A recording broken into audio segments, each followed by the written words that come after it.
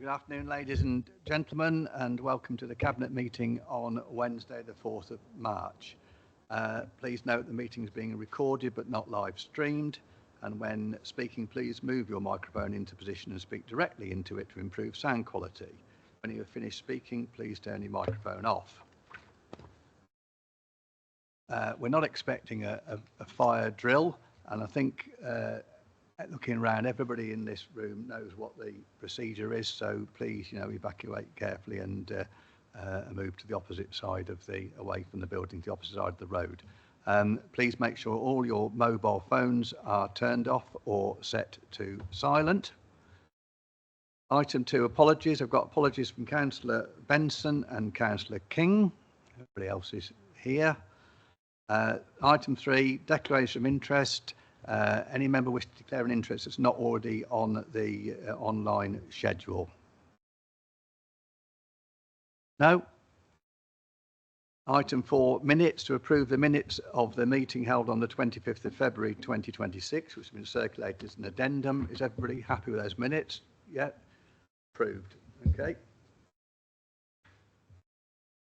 Right, item 5, public consultation. We've got County Councillor Keith Condacore speaking on items 6, 7, 8, 10, 11, 13, 14 and 15. And of course, non-cabinet members can speak if they wish. They'll indicate at the appropriate time. So the first item on the agenda, obviously Councillor Benson isn't here, but it's first consideration and biodiversity duty report. So in the absence of Councillor Benson, I will move the recommendations in section 2 of the report. Do I have a seconder for that? Councillor Hughes. So I'll move on to public speaker, County Councillor Keith Condacore. Thank you. Can you hear me okay? Good. Yeah, biodiversity offsetting is a bit of a con in many ways because you never really get back what you've destroyed, but it's the only game in town. And it's really annoying that we aren't actually keeping up with the flow of monies coming in. We aren't enforcing a lot of stuff. So developers build stuff and say, we've got so much new biodiversity on site. When you find their dead trees or whatever, I mean, you go around any of the sites, Bellway, Taylor Wimpey. Yeah, there's so much dead stuff they've planted and then just not looked after. And there's wildflower meadows we're planting, which are great, but it's not biodiversity just to have wildflower meadows. You need to actually have a mixture of habitats. And one that's really important is wetlands, which could also help with some of our flooding issues. There is just such an opportunity, particularly as the water comes down from Hinckley or in from Camp Hill or those directions, to have wetland areas, which actually act as a store for some of the rainwater running down. And we know from Friday/Saturday how much rainwater does run down into Nuneaton. So if we can use some of our biodiversity stuff to create wetlands and habitat and at the same time double up as somewhere to store water, that would be great. The other thing we always need is trees. Trees are great for biodiversity as long as they're the right species, etc. And this is why when we plant wildflower meadows, we should be planting wildflower meadows and trees, because obviously things go between the different habitats, and you need not a monoculture of just wildflowers, but you need the whole mixture of biodiversity in an area. And a lot of it comes down then to planning enforcement, and we don't have any. Yeah, we really let developers get away with too much. So I know you're well-meaning and you want to do all this stuff, but I'm just depressed at how little actually does get done. So I'll give you a bit of kick up the backside to sort of say, can we get this stuff done properly? And do remember to try and keep the biodiversity in the borough, because a lot of money is made by, like, on Top Farm. Yeah, Warwickshire County Council sell off land, and if they're not careful, they'll put money into a pot to do biodiversity that does biodiversity somewhere else in Warwickshire or Leicestershire. So I want our borough to be biodiverse. And final thing, we really need to stop developers putting sewers in from new houses that go into pumping stations that don't work, and then just put crud into our rivers. Thank you. Thank you, County Councillor. Does any member wish to raise a point of clarification? Councillor Watkins. I'd like the county councillor to clarify that he's actually got some evidence that the new developers put pumping stations in that don't work. Can you give us an example of a pumping station that doesn't work? And I'd also like the county councillor to give us some clarification that he knows that he does get delegated budget, and he can also put towards doing some of the things that he's just suggested. It's just straightforward clarification that he does know them two things, Chair. Councillor Condacourt. Thank you, Councillor Watkins. That gives me the opportunity to talk, Councillor. Right, on the first thing, I didn't say there was their pumping stations. What is happening, for example, in Wellington, is we've got 3 developments on the Wenton Road that they feed into the sewage on. I know exactly where every sewer goes. I spent £50 buying a sewer map of Wellington St Nicholas Park. So I know exactly where every sewer goes. And the problem we've got on the Wenton Road is we've got 3 new developments on the Wenton Road that feed into Church Lane, which didn't have an upgraded sewer.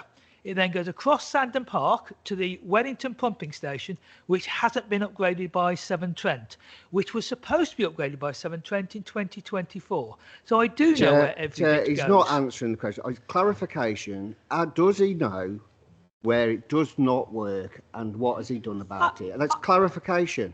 I know exactly where it doesn't work. It doesn't work in Wellington. On the Wellington Road, the sewage goes from the new developments down Church Lane, comes out in Church Lane car park, it comes out on Sandon Park football pitches, and the pumping station doesn't have capacity for the extra developments, quite simply. And on my delegated budget, it's a delegated highway budget, and I know exactly what I can and cannot do. And at the moment, I can do things on county council land, and I cannot do things on borough council land. And when we get a unitary, that'll be a lot easier.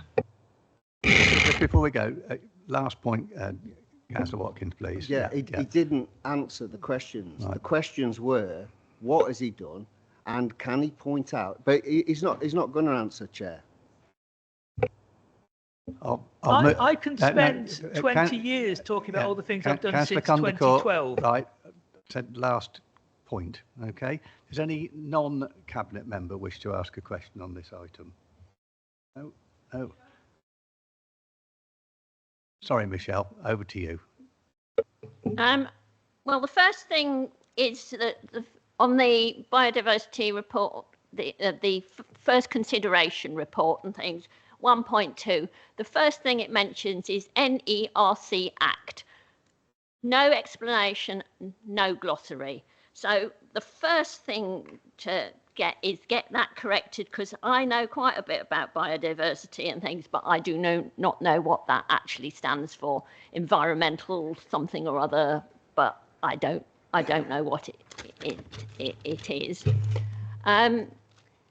There's a lot here about biodiversity, but a lot of it, as Keith sort of alluded to, is tied in with planning enforcement. We've had up on the Higham Lane, they just ripped out hedges, which they didn't need to rip out and hadn't got permission to rip out and things. And they've still not really properly been put back in. And of course, they'll never be put back in as mature hedges because that's just not possible.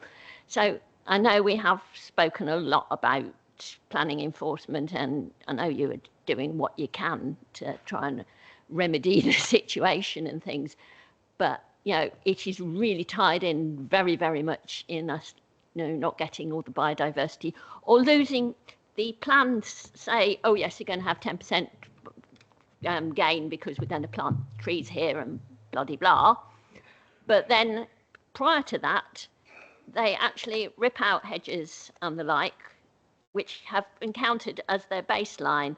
And so, it's all tied in, and it's really, really important. And is that on the same topic? I've lost track. Yes. 3.6, Warwickshire Local Nature Recovery Strategy. It says it was going to be adopted or hoped to be adopted in February 26. We've passed February 26. Has it actually been adopted by Warwickshire County Council? 4.4, evidence bases. A lot of those are over 10 years old, and a lot has changed in 10 years. And the local flood risk strategy refers to 2016. Again, that's 10 years ago, and there's been a lot of change. You know, I think we can all say that there's been the frequency of storms is just one thing, and just behind us we've had that the SUDS wasn't built correctly. Fortunately, Keith had managed to get it corrected and the edge raised before we had all the flooding and things over the weekend. So there's a lot of things that we need to really be getting, you know, much better at and things, and you know, particularly the 10-year-old things, you know, evidence base is pretty poor in my opinion. Thank you.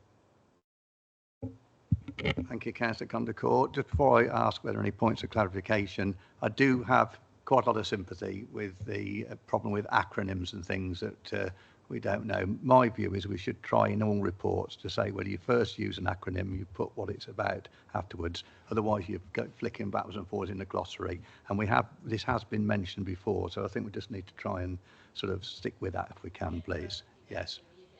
Yes. Yeah. Any points of clarification? No. Right. Anybody else? Right. So it's been moved and seconded. I'll put that to the vote. All in favour? Carried. Moving then on to item 7, Bedworth Physical Activity Hub. Councillor Hughes. Thank you, Chair. I just want to move the recommendations in agenda item 2. Thank you.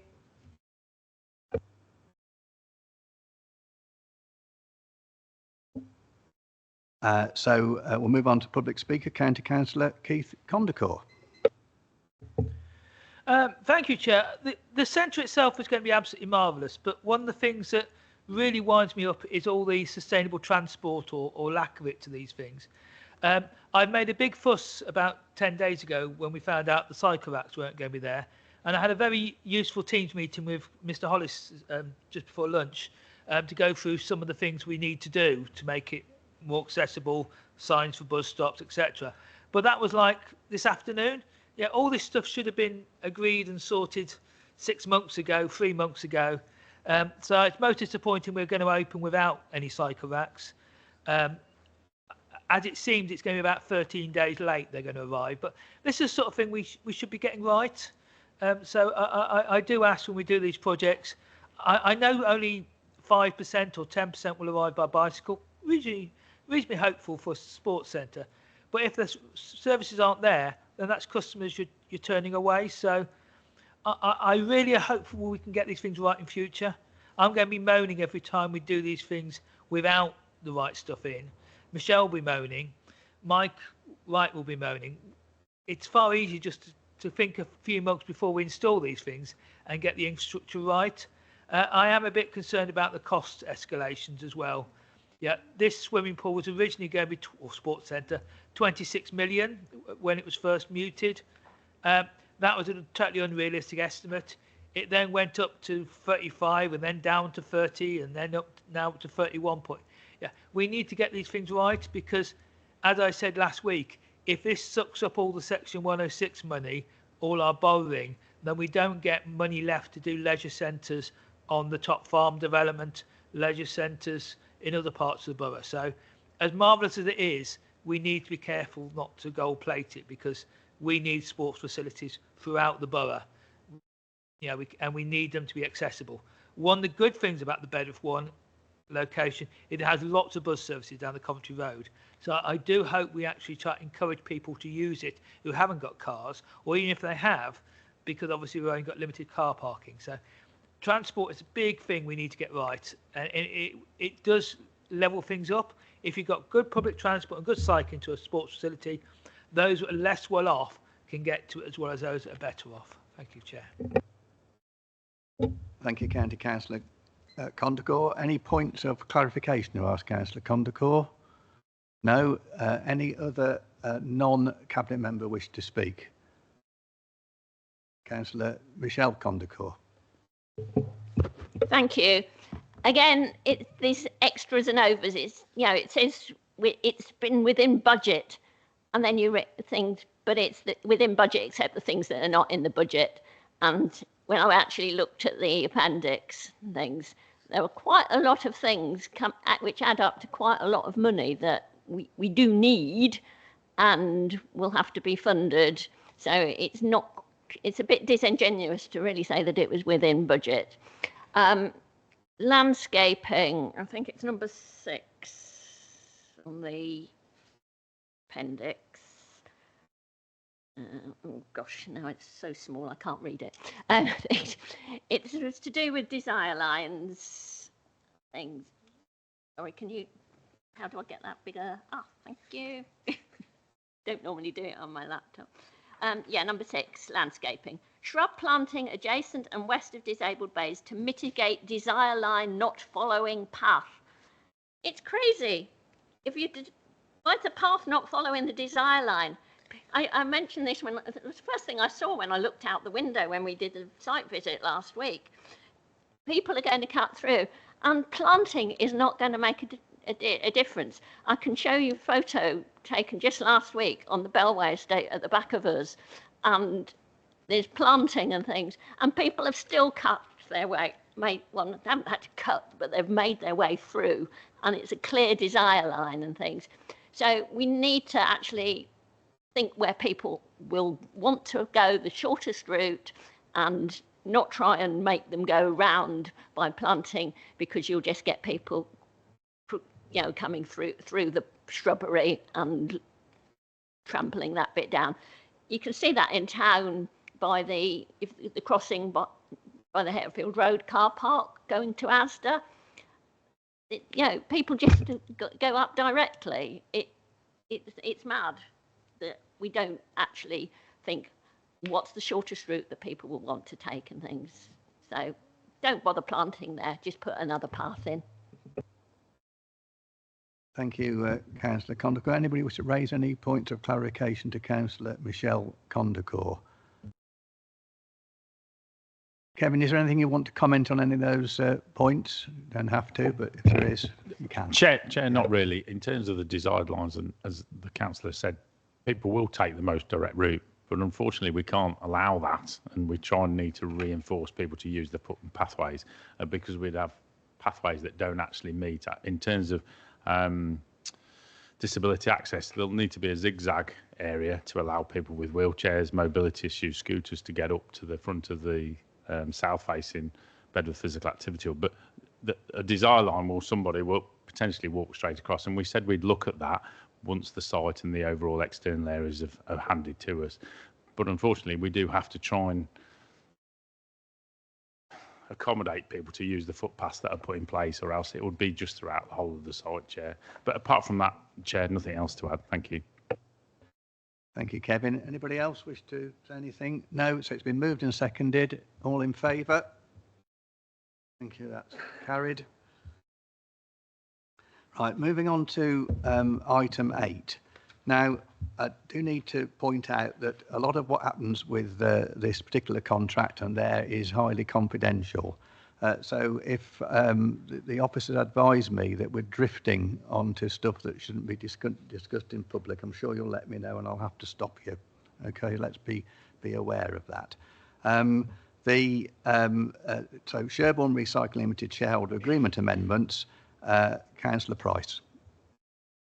I'd just like to move the recommendation as in agenda item 8. Thank you. Thank you, Councillor Price. Is that seconded?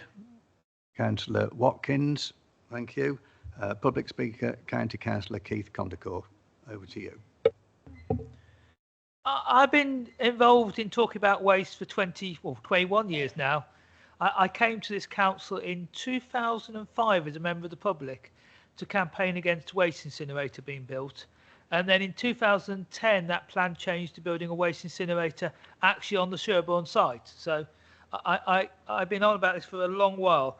And I'm very keen that when we have someone as a director of this organisation, they actually know a lot about waste. They actually know about the need to get education in, and we actually pick some really good people, or the Sherborne Recycling for independent directors. It is a very, very expensive piece of kit.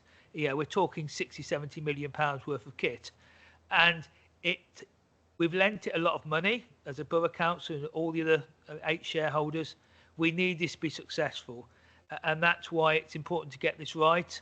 And as I keep saying, we need someone who will push the education side, because if you've got an 80 million pound, 70 million pound recycling plant and people put dead sheep in it or plastic bags at the wrong time, it mucks up the machinery, and people have put vapes in, it causes fires. So it's really important that these aren't just people raising their hands and just being there as a director just to make up the numbers. This needs really good management. I think the independent directors will be really important, and I say a lot of money is involved, and it's a difficult time because the government keeps changing recycling rules. There's a lot of good stuff coming through, but it could have an unattended consequences on the recycling plant if the collection deposit schemes or whatever undermine the income sources for this. So I hope you choose wisely. Thank you. Thank you. County Councillor Condacor. Any member wish to raise a point of clarification? County Condacor? No. Any other non-cabinet member wish to speak on this item? No. So it's been moved and seconded. So all in favour? Thank you. That's passed. So moving then on to item 9, Action Plan Local Government Peer Review. I'm simply going to move the recommendations in section 2 of the report. Do I have a seconder for that? Councillor Hughes. And on this one, I've not got any public speakers mentioned. Any non-cabinet member wish to speak? Councillor Michelle Condacor. Thank you. I just really wanted some clarification. I understand that because of timescales and things, it's not gone to scrutiny before it's come here to Cabinet. But I think there's nothing to stop it still going to scrutiny because it can still be altered. And it's not, this doesn't have to be a set in stone thing, it's just the starting point. So if any suggestions came through from OSPs, I think that would be okay. And as I mentioned on one of the previous things, acronyms, I wrote down a list of at least 8 that I did not know what they were in this thing. 1 or 2 I have a vague idea what they probably are, but that's not very good. This is a document that's, you know, there for the public to be able to see and what have you and things, and it's just very, very poor show. And there are a lot of other acronyms on there that I did know what they are, but a member of the public probably wouldn't and things. So I know I mention it time and time again and things, but still nothing seems to happen, and this one's probably the worst I've ever seen for acronyms that haven't got explanations or a glossary.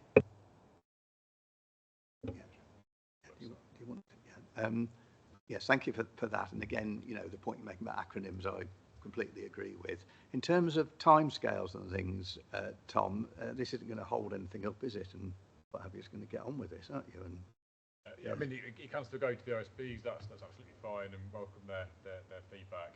The LGA requires doesn't work. Apologies. So the LGA requires us to publish by a certain date, which is why it's had to be published now prior to going to scrutiny. But you know, any feedback is welcome. The acronyms, apologies, it's drafted from an internal perspective. When it's published on the website against the LGA peer review page, make sure it's populated with the full words. Okay. Any other member wish to raise any point of clarification with Councillor Condacor? No. Any other non-cabinet? Done that. Yes. So it's been moved and seconded. We're all in agreement on that. Yes, that's approved. Right. Item 10, Corporate Plan Delivery Plan. Again, I'm simply going to move the recommendations in section 2 of the report. And can I have a seconder, please? Councillor Watkins. And we've got public speaker, County Councillor Keith Condacor. Keith. Chair, I don't know if you've got a paper copy of this, but if you have, how's anyone supposed to read that in this lighting? I mean, the tables at the back are in microdot. We really need to format things better so they go across 2 pages, or, I mean, that must be about 1 point or 2 point writing. I think it says in there something about climate change strategies and all these things, and we need to be getting that enforced. And simple things like when we build developments, we have a great difficulty in getting footpaths linked in. We've still got on the Barrett site a development and a ditch and a fence people have to cross to get onto the bridleway. So there's lots of things that, all this sounds great, but we need to actually do it. And if it's written in such small writing, no one's going to be able to read it unless it's brighter lighting. When you get to 60, your eyesight is never as good, and your pupils can focus on very small writing in bright lighting. But when it goes to very dim lighting like these, you just see dots. I mean, they say, if you can write it bigger next time, that'd be great. Thank you, County Councillor Condacor. I've just got some new glasses and I can read this perfectly well, but they are brand new glasses. Anybody got any points of clarification wish to raise with Councillor Condacor? No? Any other non-cabinet member wish to speak? Councillor Michelle Condacor. Thank you. I mean, I've not been able to go through it absolutely line by line, but I have sort of scanned through it and things. PP2, I think it's PP2. I've put PP2, but it's actually PP something else. I've already lost it. Oh no, PP2. PP2.6. Work with Nuneaton bid and paddle operators. It's not paddle, it's paddle. P-A-D-E-L. They don't use paddles. So that needs correcting. HHC 1 and 4 about promoting active travel. Yes, again, it's good words and things, but you know, going back to the item we spoke about, the Bedworth Physical Activity Hub, you know, not having cycle racks on the day it opens and things is not promoting active travel and things. So we need to really embed these things in council policy and things, so that these things just do not, you know, happen. And then GSE 3, decarbonise our housing stock. Well, I would have liked to have hoped that that would have been done long ago and things, but I mean, I'm glad it's there. Better late than never, but it really needed to be done much sooner. And GSE 2, Air Quality Action Plan. We've had one for years, but nothing's really changed and things.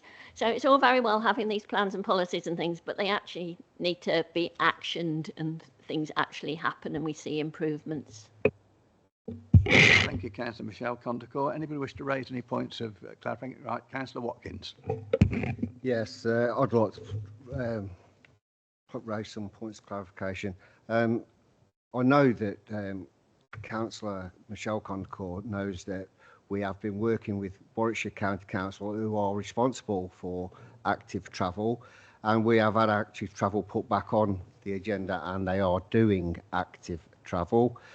But we are waiting for them to tell us what they're doing, when they're doing it, and then we will help them promote it. Decarbonising our housing stock will be ongoing until, well, forever probably. We'll have to decarb, so we'll be continuing to work on that. And air quality, we're not actually doing anything. We've just changed it. We've just changed where the tubes are. We've just looked at where the tubes have been for forever, and we've changed it so that we can get a better outlook on the air quality. So yes, things are happening. Maybe take a bit of notice of what we're actually doing.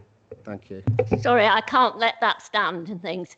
It's the Air Quality Action Plan. I know we've moved things. I know we're still doing it. It's actually the action plan that helped reduce the emissions and what have you, and improving air quality. Else wish to on this item? No, it's been moved and seconded. All in favour? Approved.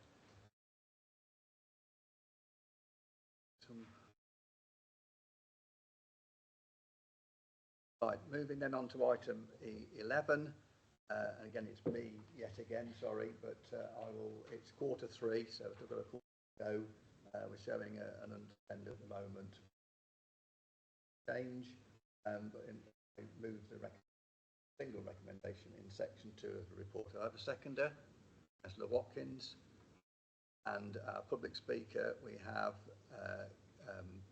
Councillor Keith Condacor. Over to you, Keith. Thank you. We've only just done budget stuff, so I don't want to repeat a whole lot of stuff, but it'd be really clear to get some bits extracted out of this budget report to see how Grayson Place is doing. I'm awaiting the accounts, because it's a limited company, to come out when they get published at Companies House. So clearly the outturn is eventually made public, so I don't see why in here we don't have in our revenue budget what the contribution of a loss or profit as Grayson Place is. Because it was a very big investment, it's got lots of issues, lots of opportunities, but I do think we should, rather than just sort of investment property, it's all buried in the headlines. I think we need a bit more clarity on what's happening. Thank you, County Councillor. I mean, this is a general headline budget report. That's what it is. I'm sure we'll be getting a proper full report on Grayson Place in due course. Anybody wish to raise any other points of clarification with Councillor Condacor?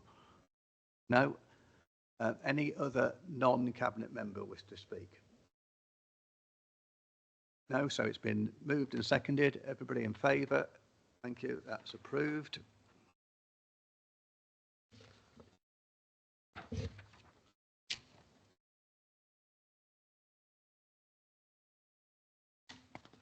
So I'm moving up then on to item 12, HRA budget monitoring. Councillor Watkins. Yeah, thank you, Chair. I'll just move to the recommendations that this forecast outturn position for the HRA for 24-26 be noted, with consideration given to the key variances. So I'll move that. Is that seconded? Thank you, Councillor Hughes. And I haven't got anybody, a member of the public to speak on this. Does anybody else wish to speak, non-cabinet member? No? So it's been moved and seconded. Everybody in favour? Thank you. And then moving on to item 13, capital monitoring. Again, we're in Q3, still with a quarter to go. I will again simply move the recommendations, the 2 recommendations in section 2 of the report. Do I have a seconder for that? Councillor Watkins, and public speaker, County Councillor Keith Condacor. Keith. Thank you, Chair. And the capital side, we have actually got Grayson Place in the tables, which is better than some. But obviously some things aren't finished there, so although the forecast variance is what the carryover is, and the e-mobility hub, that this is the electric charging points we're supposed to be getting. I think we've now got them on order, from what I understand, but won't be very many, and whether they are in the hotel grounds or whether they're public accessible. So a lot of this capital spending, I think, obviously this is a finance report, but we actually need to couple that with where are we delivering the stuff that the finance report ties into. Obviously, there's lots of things in here. One curiosity, car parking ticket machines were supposed to be 155,000, and it said there were only 40,000. Is this partly the saving from them not taking cash, or did we overprice? What's the? We've got some budget for ticket machines, and we have nowhere near spent it. So I'll be curious as to what happened there, or whether it's been budgeted next year. Thank you, County Councillor Condacor. Thanks for those points. Obviously, we'll look into those. Anybody wish to raise any points of clarification on that? No? Any other non-cabinet member wish to speak on this? No? So it's been moved and seconded.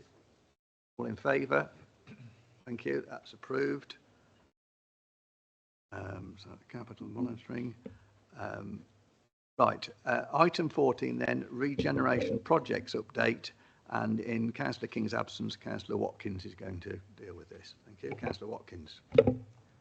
Thank you, Chair. And in moving this, I'll move the recommendations at 2 on 2.1 2.2 and 2.3, but I'll add an additional one at 2.4, that the Cabinet approve further to section 5.1 of the report, delegated authority to be given to the Strategic Director for Housing and Community Safety in consultation with the portfolio holder for business and regeneration to progress negotiations with an identified anchor tenant for the food court and any prospective tenants for the remaining food court units, with future reports issued back to the Cabinet to seek approval to enter into a lease or leases for units in the food court.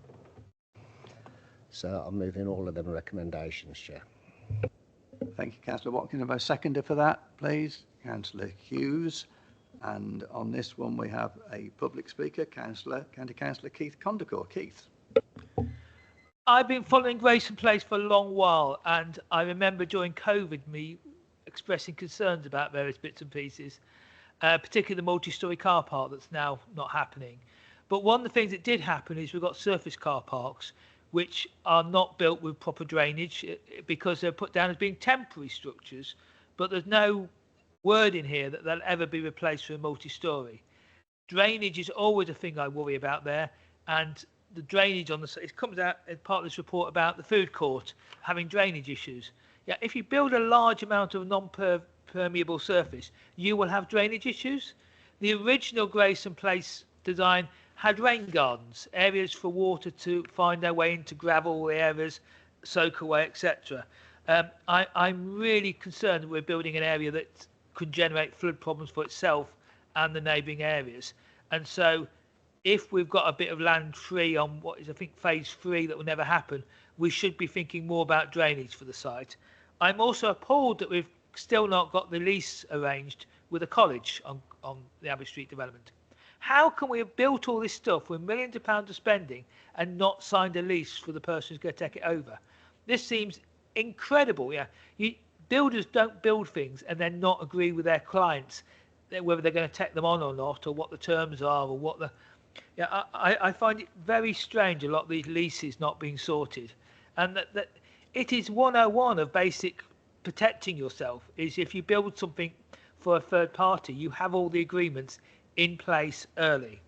I say drainage, leases, it's all the sort of things that should be got right. Thank you, Chair. Thank you, County Councillor Condacor. Anybody wish to raise? All right, Councillor Watkins. Once again, County Councillor Keith Condacor is spreading misinformation again. When we took over control in May 24, the phase 3 wasn't actually looked at, but we took phase 3 into phase 2, so a lot of that will now be getting developed. Who says that there's not going to be no drainage there except for County Councillor Keith Condacor? We've looked at all the drainage and we're quite happy with the design that's going ahead. Who says there's going to be no gardens? Again, County Councillor Keith Condacor. But we will see what the final designs bring. Like I say, we've done a really good job of turning this around, and now a lot of phase 3 will be taken into account when phase 2 is done, and the drainage will be fine. Thank you, Chair. Thank you, Councillor Watkins. No. This is we're not having a to and fro debate on this. Thank you. Keith, you've had your 3 minutes. Thank you. Any other non-cabinet member wish to speak on this? Councillor Michelle Condacor. Well, I just really want to make one comment, and hopefully when sort of everything's completed and there's a look back at what's been done and lessons learnt thing, I find it very strange that the India Red is sort of been left there when it obviously needs a lot of work, replacement of the roof and repairs to the interior and what have you to make it suitable for marketing and things. So I assumed it was left there because it was such a good building and things, but it would appear not. So I think there needs to be questions asked why that wasn't demolished with everything else and built as part of the thing. Obviously that is something for sort of the look back and things, but it just struck me as very, very odd that that's sort of been left there amongst all these new buildings, and it's not because it's historic or anything, as far as I can tell. Thank you. Thank you. Councillor Michelle Condacor, any points of clarification from anybody? Any other non-cabinet member? No, so it's been moved and seconded. Everybody in favour, please. Thank you. That is approved. Item 5 is a recommendation from the Environment and Leisure OSP on the 5th of February. At its meeting on the 5th of February 2026, the panel considered the tree strategy and put forward the following recommendation. It recommended to Cabinet to adopt the tree strategy with consideration given to the comments made. The report on page 138 has been updated since the meeting to include additional information, section 14, to address the comments made at the OSP. Councillor Price.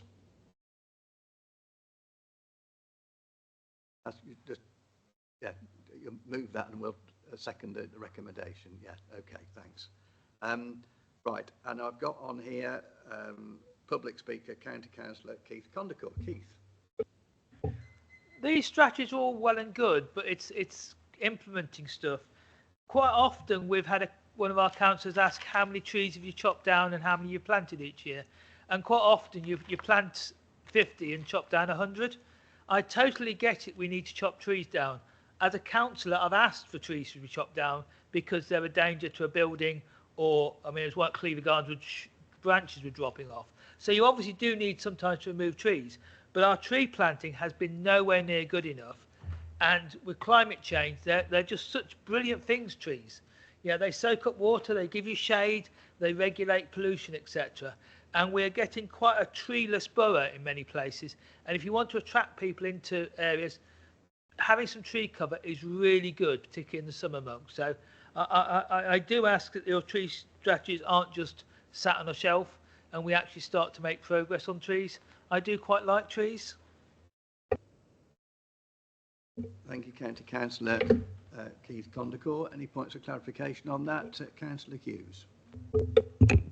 Thank you, Chair. This is the first time we've had a tree strategy, and this focuses on the right tree, right place, and you know, obviously with a policy in there to be pulling out things like self-set. So you know, wait and see, but it's a good plan.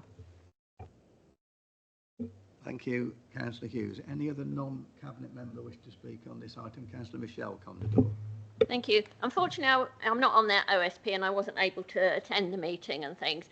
I was a bit disappointed reading the strategy, how dismissive it is really of the work that trees do for flooding and shade and noise and all that sort of thing, but that's not obviously going to be changed. On the street, on the first page, on the index page of the tree strategy that was linked to here, it didn't have numbered pages. All it said was error, bookmark not defined for all the page numbers and things. So I hope that's something that will be rectified. I realise that this tree strategy is only for like parks and green spaces, but I would have liked to have seen a bit more sort of linking in with planning, because the developers and things do need to have green space and put things in and things, and again with numbers and what have you. So often on the planning reports it's that they say a group of trees and then they just count it as one, and it all ties in with biodiversity item that we had right at the beginning of the meeting and things. So I understand sort of the right tree, right place, etc. things, but I would have liked to have seen a bit more inclusivity of it, but there you go. Thank you. Councillor Michelle Condacor. Anybody wish to raise any points of clarification on that? Any other non-cabinet member wish to speak? Right.